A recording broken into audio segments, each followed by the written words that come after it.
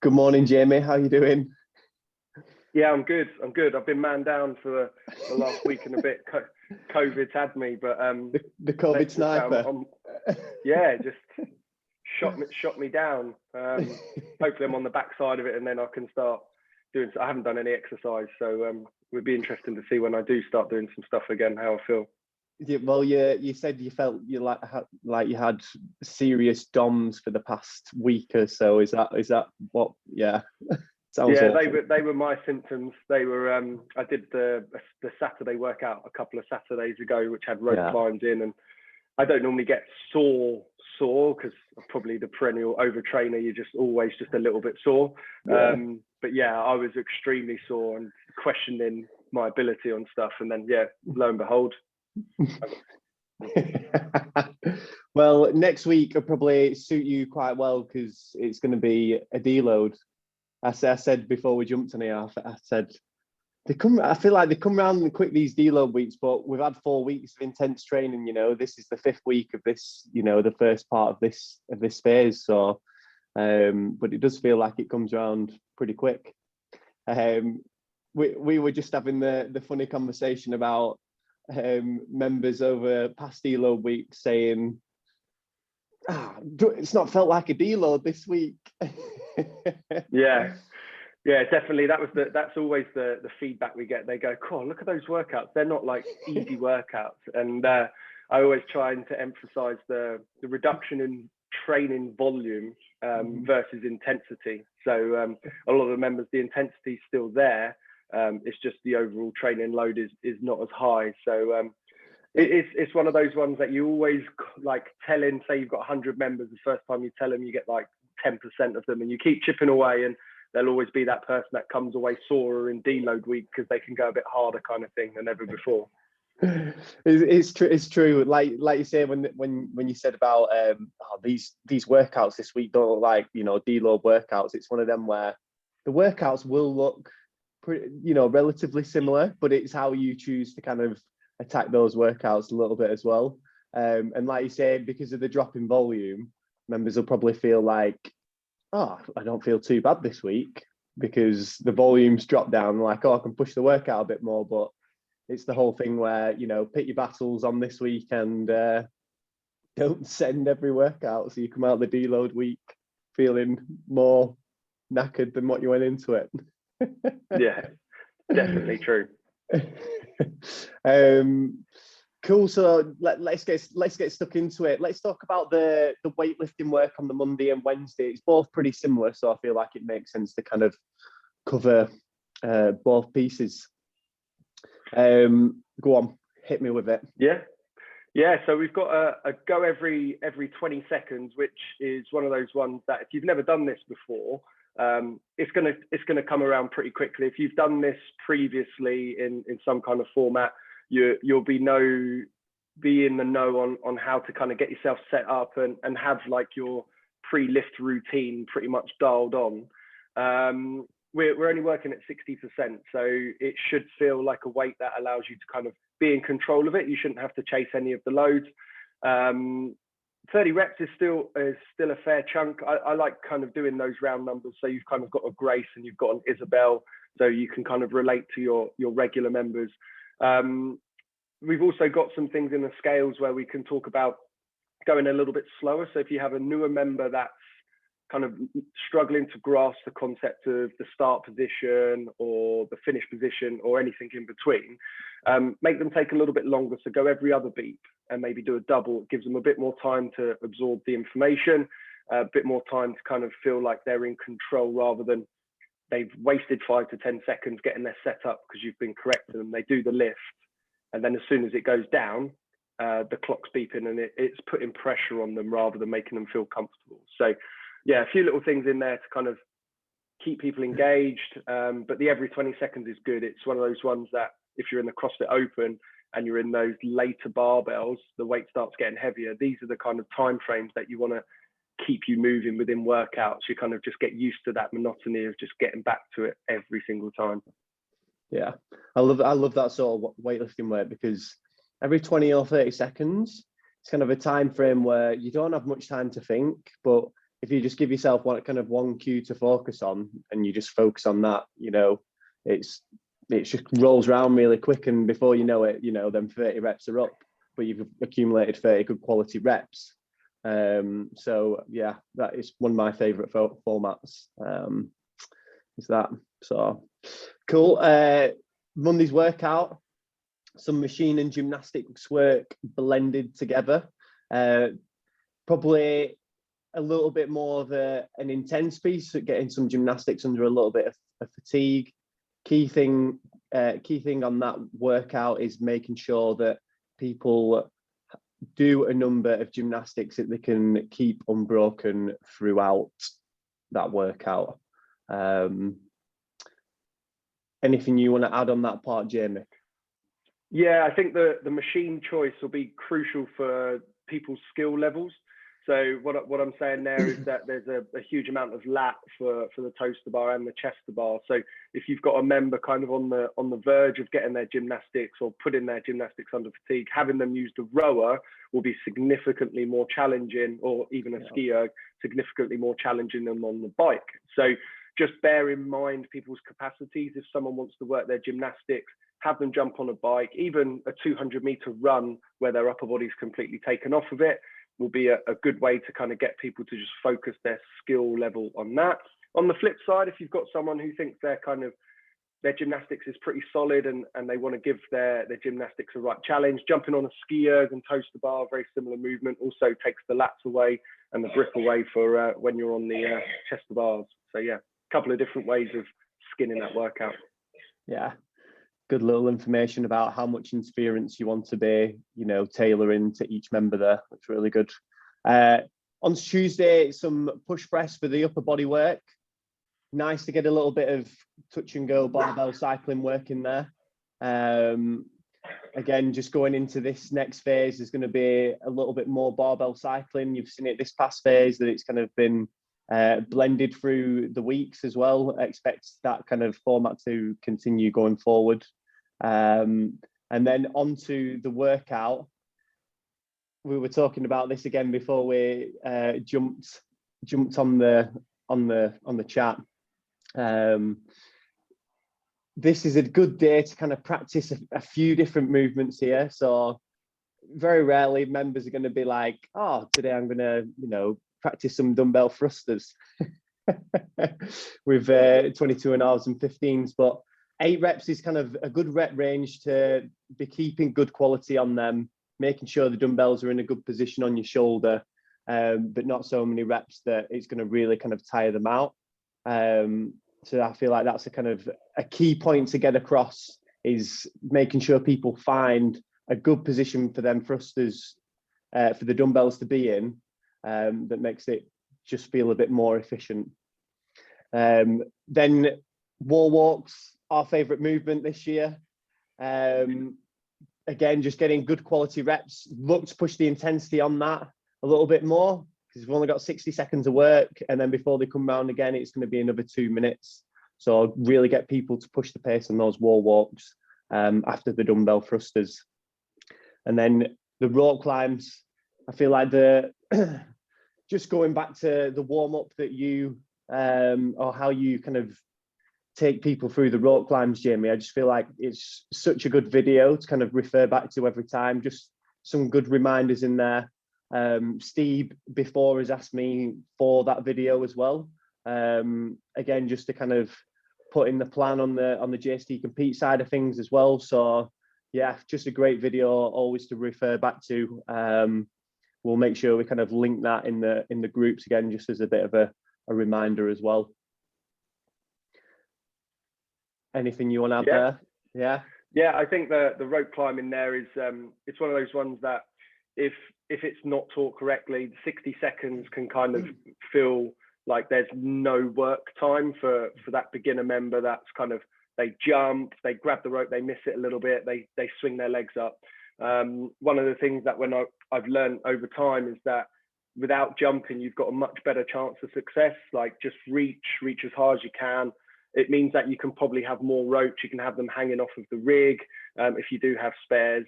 But yeah, spending that time to just get people in the right place on the very first one we have provided a rope climb alternative of some strict pull-ups and some kipping toes to bar, just to kind of fill in the gaps if you don't have many sets of ropes where you can't work half and half, or if you've got members that are kind of not really keen on the rope climb, there are some alternatives in there. So yeah. Awesome. A cheeky CrossFit Triplet on the Wednesday. I'd be looking at that workout and I'd be thinking, right, here we go, strict handstand push-ups. That's the crux of the workout on this one, especially with the interference from the devil's press there and the double unders.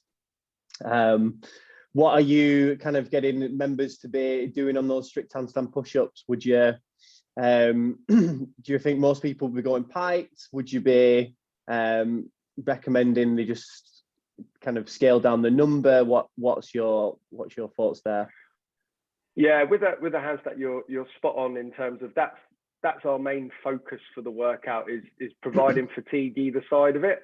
So when you're looking at that, we're trying to preserve as much as we can on the strict handstand push-up. So bring the weight down on the devil press, bring the number down on the double unders if you need to, take your time leading into those handstand push-ups, and then try and keep that movement. So is it, okay, do we have 4 sets of strict handstand push-ups every time to kind of see how many reps we can get? Then do we pop an ab mat in place so we reduce that range of motion ever so slightly? Then we can look at the box pike, so getting your feet on the box, hips right over the shoulders. Then we can look at dumbbell pressing and improving people's thoracic extension while they're pressing. They would be my kind of normal progressions or regressions for the strict handstand push-up. You'll tend to get the question quite a bit, can we kip? That's always the question I'll get at the whiteboard. It's not written down. I would say I don't like to stop members doing things. I just ask them, why do they want to kip?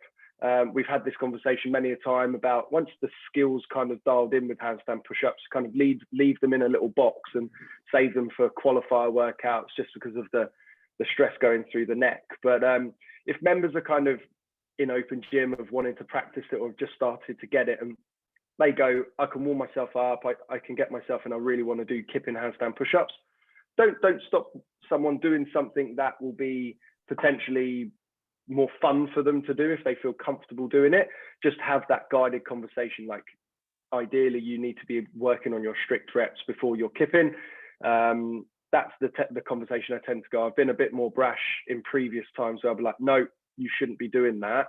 But sometimes that pushes someone down the wrong hole, and then they end up kind of not asking the question because they feel like it's a silly question. Yeah. David did also on the devil's press. David did a really good video that I posted in the group this week. Just different ways to do devil's press. So again, worth just, if you've not already gone through that video, just have a watch and just see which way would be best to coach members going into that workout to save the shoulders. Just key little things like that are going to make all the difference. So yeah, have a look back through that video as well if you haven't already. We'll make sure that we keep dropping little videos like that on certain movements, just so when it comes to coaching, you know, you can tailor it to the different levels of member. So your higher level members all the way down to those that have just started. Thursday's recovery piece, or not recovery piece, depending on how you're feeling. Just 60 seconds of work on each part. The goal is to just be working at a conversational pace the whole time, ideally, because the next day we've got a spicy EMOM. Obviously, if members won't be in on the day after, telling them that feel free to push that Thursday workout. But if members are going to be coming in Thursday, Friday, cruise on the Thursday, push that workout on the Friday a little bit harder. Obviously, we've got top planks in there and dead hangs. Just really focusing on good positions for those on the top plank. You know, making sure people's bodies are in line, the bums aren't right up in the air. Just like the key points and the key details. And also 60 seconds for a dead hang will probably be quite challenging for a lot of members. So if needed, you know, whenever, if they drop after 40 seconds, just get them to kind of cut it there and leave it there. But focusing on whether you want members to be doing more of a passive hang or an active hang, depending on what each person needs to work on. For example, if someone's kind of come from like a bodybuilding background, probably better to do a dead hang just to kind of help improve that mobility overhead.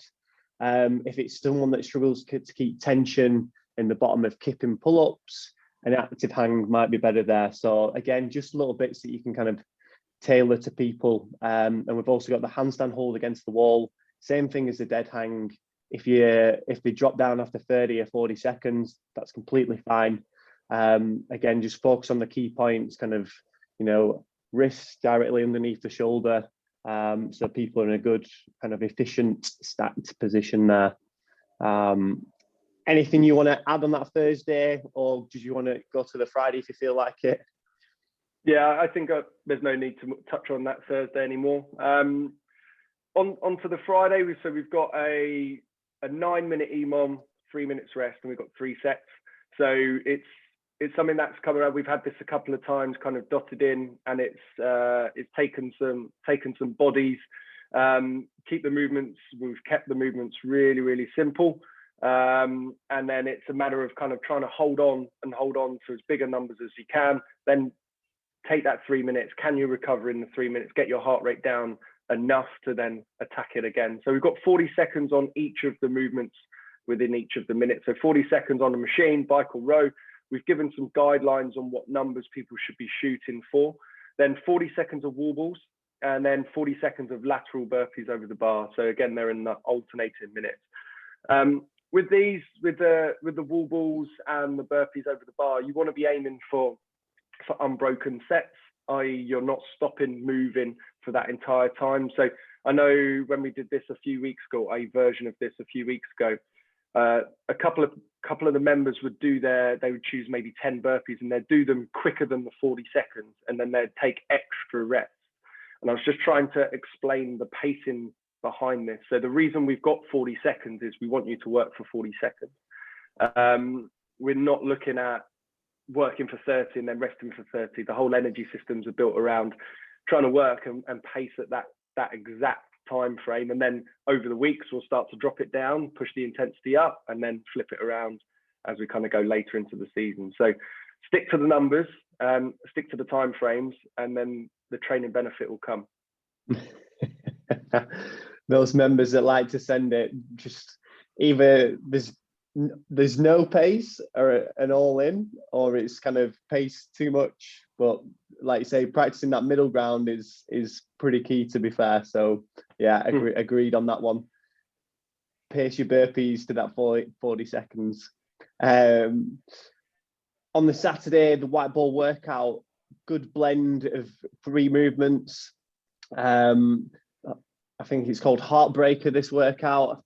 It's just pretty low skill for the most part. Movements that people can kind of keep unbroken throughout. Obviously the crux there is the chest to bar pull-ups. So if it were you, Jamie, coaching, obviously there's those chest to bar pull-ups, thinking about like what we want to be getting out of this workout. Would you again get people to reduce the amount of chest to bar pull-ups, try and keep it unbroken, or would you suggest pull-ups? What would you be suggesting there?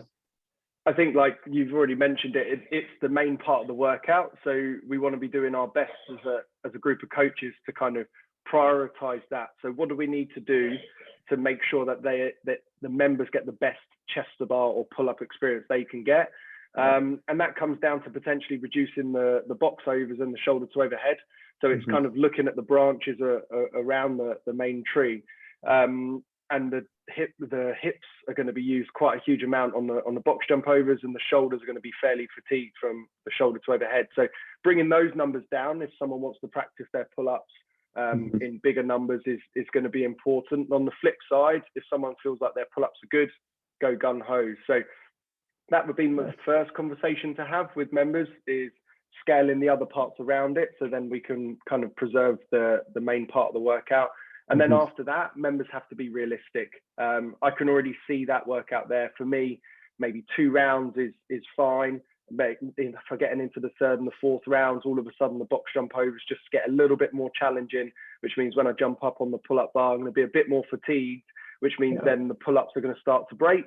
And then as soon as they start to break, all of a sudden we start to lose the stimulus of the workout. So I would be bringing the number down. That would be my secondary thought. Yeah, I think the other key thing is on this sort of workout, members are going to look at it and be like, yeah, that's my stronger movement. Like, I know I can push box overs, and they'll go really fast on the box overs, which is the best movement. They will gas themselves out more, and then they'll obviously get onto the weaker movement, which might be the chest to bar pull-ups as an example, and then have to break it up a lot more than what they should be doing. So I think, just like Jamie said, you know, bringing the reps down, or at least just making them aware, like, don't send the other 2 parts on the box overs and the shoulder to overhead at the beginning. Rein it back a little bit at the start, and then obviously the reps drop as we go through. So it could be like, let's start off a little bit easier, and then as we go through the workout, if we could feel like we can start to push the intensity and keep those pull-ups unbroken, then perfect. Let's go for that. So yeah, should be a good spicy Saturday workout. Right, finishing things off on the Sunday. Some Z press, a little bit of strength work, pressing strength work. We've not had too much in recently, so again, just some good maintenance work, just to kind of keep in for those that are coming in on the Sunday. Z press, great for kind of maintaining good positions that are going to pass over to the handstand push up.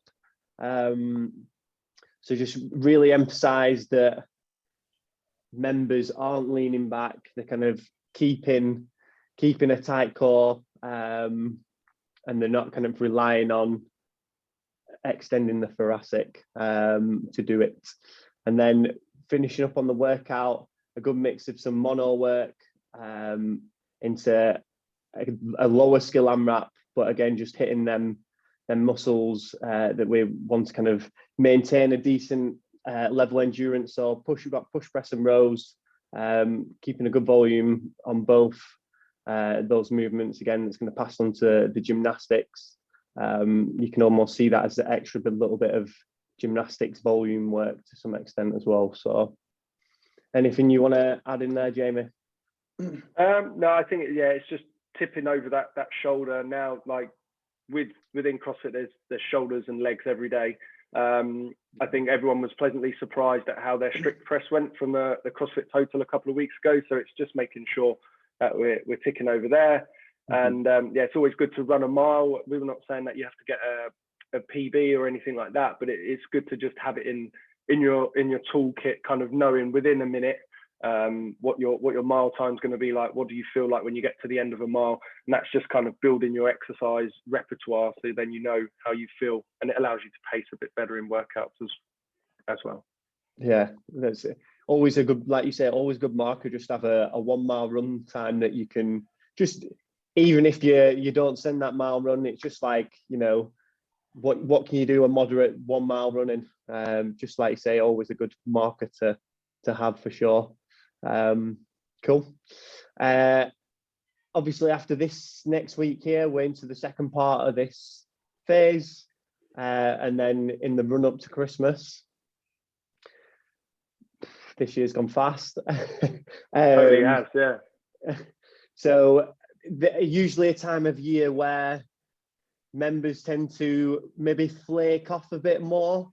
There's Christmas dues going on. There's trying to organise stuff for Christmas as well. Just what do you kind of try and hit any messages home at this time of year, Jamie, or do you kind of try and keep a little bit of pressure on them, or are you just kind of a bit more relaxed with them? What's your score? Good question. In previous times, like kind of, I'm thinking pre-COVID times, it's one of those ones, certainly down in London. Thursday's the new Friday, so kind of the first half of the week, the Monday, Tuesday, Wednesday, doesn't tend to be changing too much. But then, yeah, from Thursday onwards, you tend to find the schedules are all over the place. The classes that were previously busy are now not. One thing that we're potentially going to try kind of in the coming weeks is to kind of just make sure people are accountable, get people to put their scores on. We use WODboard as our managing platform for memberships and scoring. So may do like a little incentive to kind of push people to keep registering their scores, even if they've been doing it previously. We can kind of dangle the carrot. They might be into for some WIT goodies or something like that. But just to try and keep that engagement level kind of high as possible and get people still coming in there kind of 2 to 4 times a week is probably the best thing you can do, rather than not seeing someone the back end of November, all of December, and then they come in January and then they've been undertrained and then they do the total opposite. They overtrain, they pick up a niggle. Whereas if we can just keep people kind of ticking along, not expecting gains in December from a training perspective, but just keeping people moving along. I think having a training focus, if I think down to what we're doing now, members will be more inclined to continue the process, because we've got the people want to continue doing their squats, people want to get their strict handstand push-up work. So coming off the back of deload week, those programs will just slide straight back in. So yeah, it's just keeping people engaged in as many fun different ways as possible, and normally giving people stuff is the way of making people engaged. That tends to work quite well, doesn't it? Yeah, it definitely does. The CrossFitters love a freebie. They sure do. Just touching on that point as well, like Jim said, you know, if people are getting in the gym, you know, 1 or 2 times less than what they usually do, like that's still better than doing absolutely nothing. And I feel like hitting home that point and just making, you know, members aware that like getting in and moving is better than doing nothing at all. And like you say, they put on a couple of kilos, they come back in January, undertrained, heavier, and then like you said, they want to get back on the wagon, they pick up a few niggles, and then before you know it, the motivation in the new year's already gone as well. So like I say, get on members now, keep them informed with what the plan is going forward, tell them what they've got coming up during each week, so then obviously they're going to stay invested in the process, they're going to keep coming even if it's a little bit less. Then obviously when we get into the new year and then they're back on the horse properly, they're not going to pick up any niggles, and you know they're going to be in much better you know state going forward. So yeah, key messages to be getting across there for this upcoming month for sure. All right, we'll leave it there. Yeah, good to see you. Good to see you. We'll see you soon.